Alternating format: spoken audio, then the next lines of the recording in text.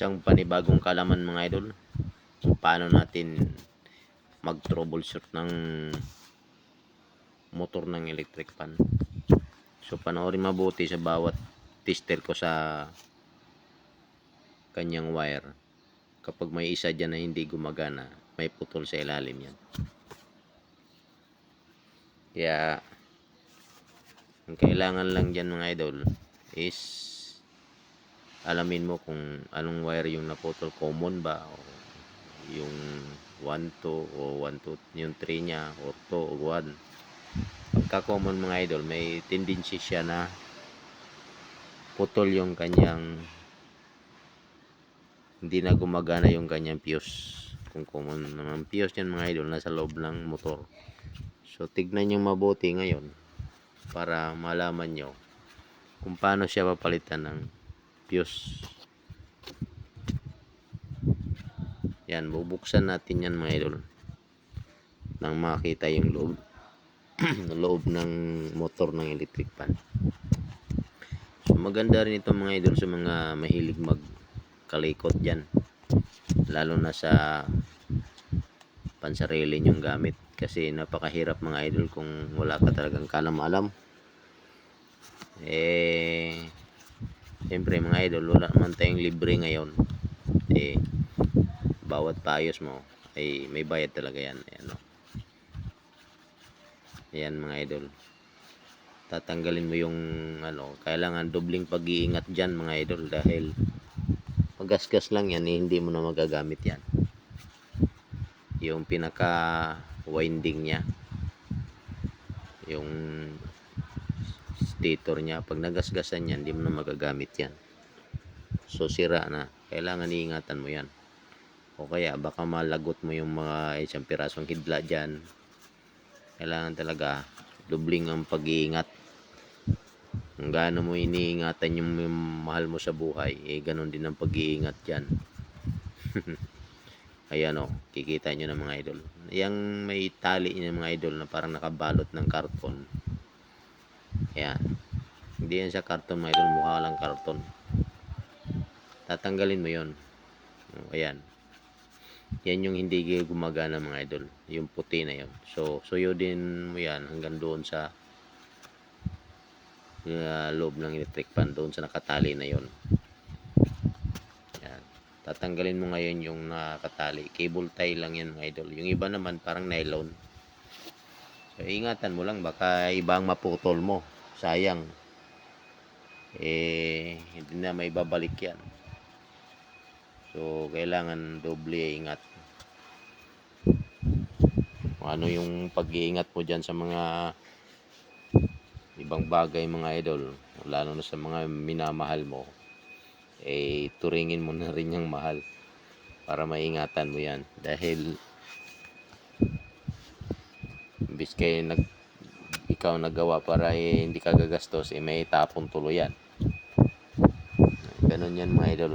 So kaya mo namang gawin yan dahil tao lang naman ang gumagawa yan mga idol. So titignan lang yung mabuti. Ayan mga idol, yung mga ginagawa ko. Ayan, kinakat yung pinakaano dyan, yung nasirang fuse, at papalitan dyan panibago para maging okay ang electric fan mo.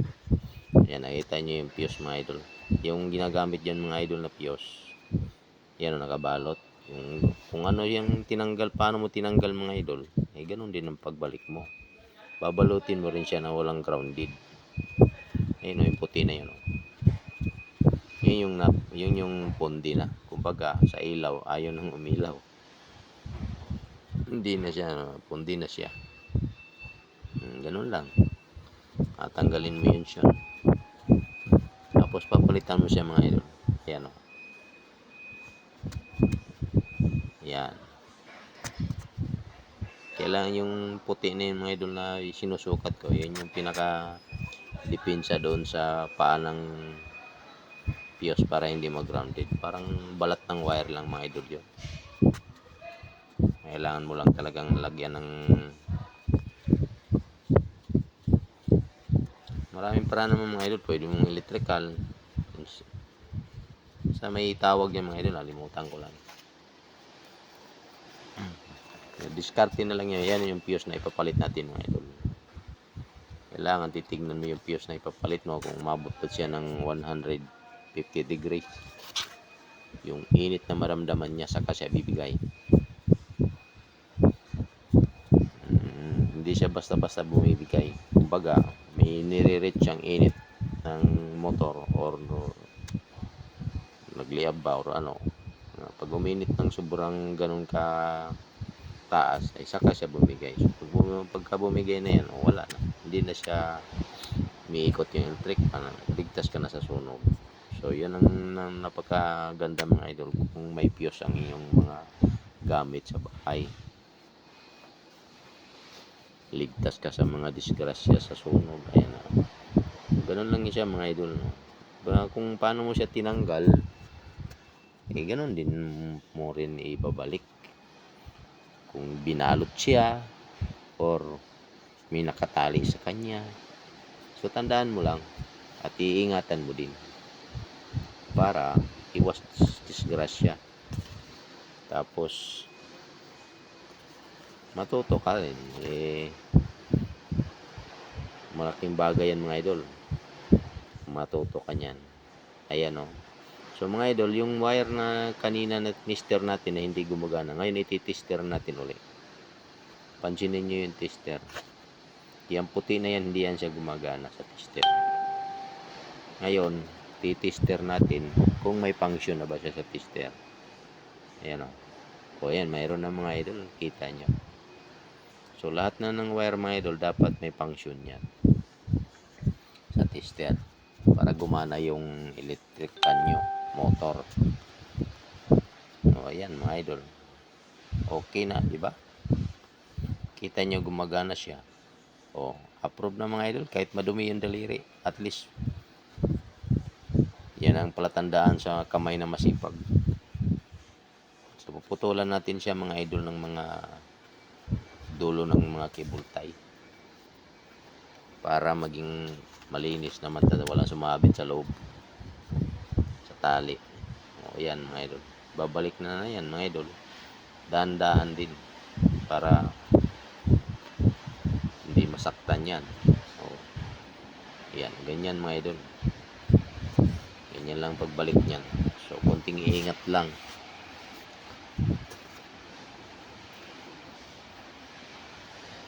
Diba? Ngayon, titignan mo rin yun mga idol kung okay ba yung clearance. Yan. Kukuha tayo ngayon yung mga spacer. Kasi mag-iiba yung ano yung mga idol. Kasi minsan, ang spacer niya, pag tinanggal mo, minsan nabubulok na, malutong. Kaya minsan, pag nano mo, babasag. Kaya papalitan mo din yun. Kailangan may mga spacer ka din.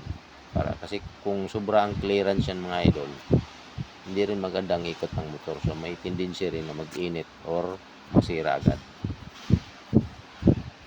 Yan. Pupukpukin natin yung mga idol. Tapos, ayan. Ayan o. Tingnan mo. Kailangan hugutin mo ng konti. Ang clearance niya mga idol, parang ano lang. Napakakunti lang talaga mga idol. Ang clearance niya. Halos kabuhok lang yung galaw niya. Para maganda yung ikot ng motor.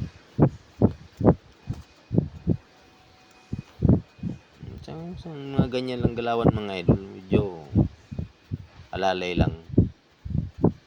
Lagay ng tornilyo para hindi masaktan yan mga idol ba. Kasi pag nasaktan yan, ako sa busurahan talaga pupulutin yan. Okay lang sana kung tangso ay may benta mo pa kahit 20 pesos. Alam mo naman, pag ikaw bumili ng electric pan, mahal. Pero pag ibenta mo sa junk shop, kiluhin lang ng 20 kilo niyan. Yan, sarado na siya mga idol. Tapos, pitit. Iyan mo uli kung may clearance ba o hindi ba siya maganit. Pag maganit, pukpukin mo. Alam mo na kung saan ko pinukpok yon. Hindi kung saan dapat pupukpukin yan. Kung saan yung pinukpok ko, doon ka dapat pupukpok sa mga banda na yun para hindi masira naman yung pinaka-stopper niyan.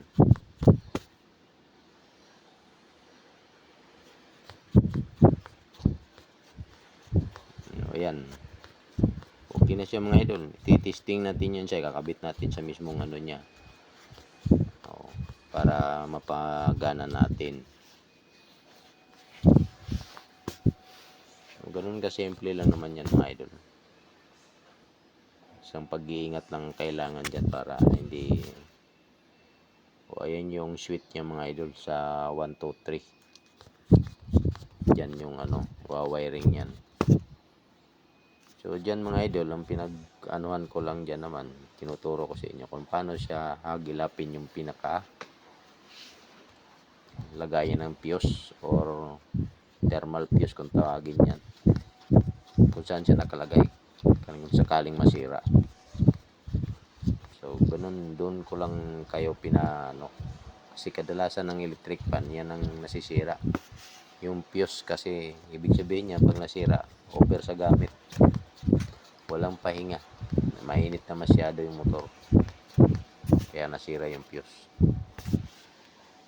So kung marunong ka naman magpalit ng fuse, ay hindi ka na pupunta ng payusan. Alam naman payus ngayon mga idol, 200 yung labor, plus may mga papalitan pa dyan. Alangan naman mga idol, paayos mo. Pag nakita kasi ng technician mga idol, sira yung fuse, may tama ng bushing o shafting, kahit naikot pa yung mga idol, siyempre kailangan na papalitan yon para isang gawaan na lang. Kasi kung hindi papalitan yon, baka sunod buwan babalik ka naman at yun na naman ang sira, yung bushing at shafting naman. So kailangan pag nabuksan yan, pag nakitang may tama ng shafting, bushing, palitan na rin. So ngayon ititesting na natin mga idol.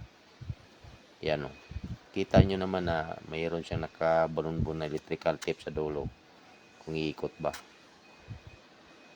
So ayan switch natin mga idol. Diba mga idol, umikot, success. So okay mga idol, nagawa natin ang paraan.